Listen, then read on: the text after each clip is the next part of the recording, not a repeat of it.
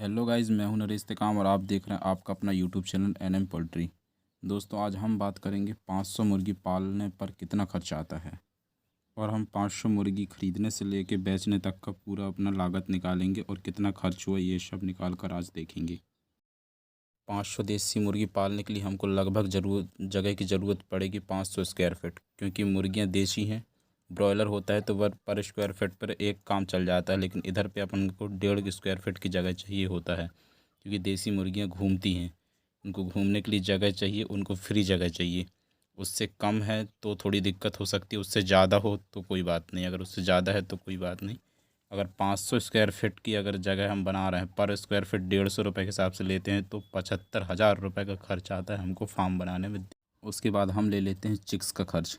Chicks पर कितना खर्चा है? चिक्स अगर 500 ला रहे हैं आप, अगर 35, 2021 में रेट ज़्यादा हो गया है, तो 35 के हिसाब से अगर 500 का रेट निकाला जाए तो 17,500 रुपये होता है, प्लस 1,000 फ्यूल। अगर आप फिर भी 100-150 किलोमीटर दूर से ला रहे हैं तो 1,000 आपको फ्यूल का लग जाएगा। इस हिसाब से 18,500 रुपये हुआ चिक्स का।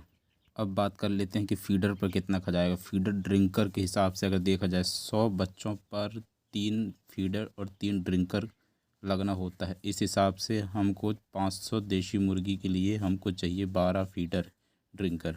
इस हिसाब से आपका फ़ीडर ड्रिंकर का खर्चा आएगा 6,720। अगर इसको ऑनलाइन मंगाएंगे तो और ज़्यादा महंगा पड़ेगा। अगर जहाँ से आप जिस हैचरी से अगर चिक्स ला रहे हैं, अगर वहाँ अवेलेबल है तो वहाँ से मंगा लीजिए, आपको बहुत सस्ता पड़ेगा। इस हिसाब से आपका हुआ 6,720 रुपये। बात कर लेते हैं वैक्सीन की। वैक्सीनेशन में हमें खर्च आएगा F1 F2 लशोटा और गम्बोरो। इसका होगा 650 रुपये इसका खर्च आएगा। इस हिसाब से, क्योंकि 500 के हिसाब से डोज़ आता है, एक 200 के हिसाब से भी डोज़ आता है। इस हिसाब से हमारा खर्च हुआ 650 रुपये। अब हम बात कर लेते हैं ज़रूरी दवाइयों की। कोई भी आपको नहीं बताएगा कि ज़रूरी दवाइयों को कभी भी जोड़ा नहीं जाता। अगर आप फार्म स्टार्ट कर रहे हैं तो आपके पास हर तरीके की दवाई होनी चाहिए। लगभग वो दवाइयाँ तो होनी ही चाहिए जो दवाइयाँ ज़रूरी होती हैं। अगर दवाइयों में बात किया जाए तो लिक्सिन पाउडर हो गया, ब्रोटॉन हो गया, टेट्रासाइड हो गया, विमरल हो गया। बहुत से ऐसे हैं जो वेट गेन या अदर चीज़ों में काम आते हैं।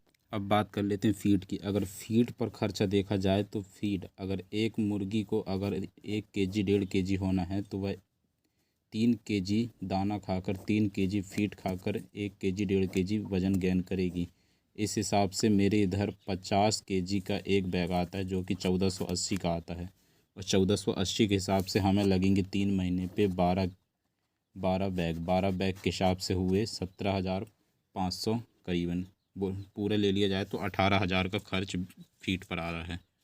अब हमको जोड़ना पड़ेगा बिजली का खर्च। बिजली पर कितना खर्च आएगा? पर मंथ के हिसाब से बिजली का खर्च आएगा 1,000 रुपये। 1,000 के हिसाब से आपका 3 महीने का बिजली का बिल हुआ 3,000 रुपये। क्योंकि स्टार्टिंग में ब्रूडिंग के समय पर ही ज़्यादा बिजली का खर्च होता है, बाकी समय पर नहीं होता।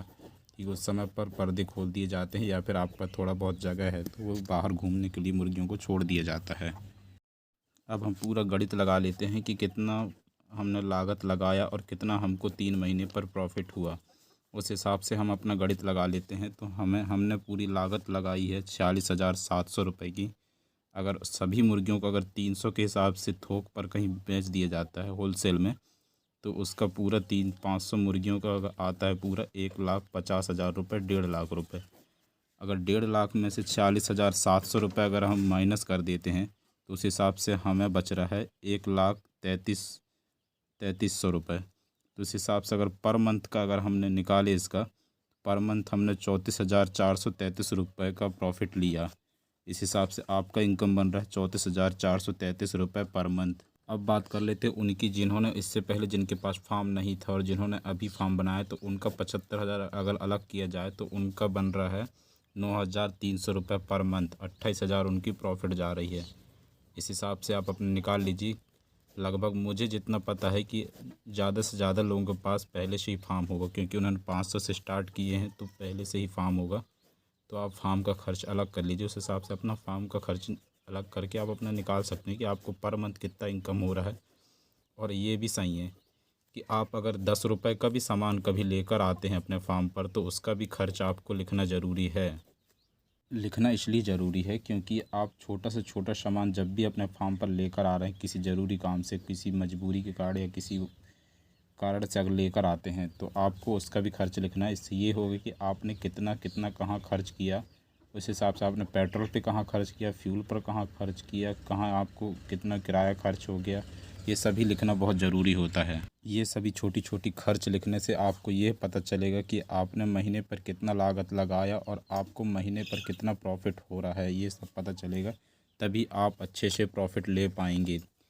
मेरा काम था आपको जानकारी देना, मेरे को क्या खर्चा आया, कितना खर्चा आया मैंने आपको बता दिया। बाकी आप अपने अकॉर्डिंग आप निकाल सकते हैं कि आपको कितना खर्च हो, कितना प्रॉफिट हो रहा है। वीडियो देखने के लिए धन्यवाद।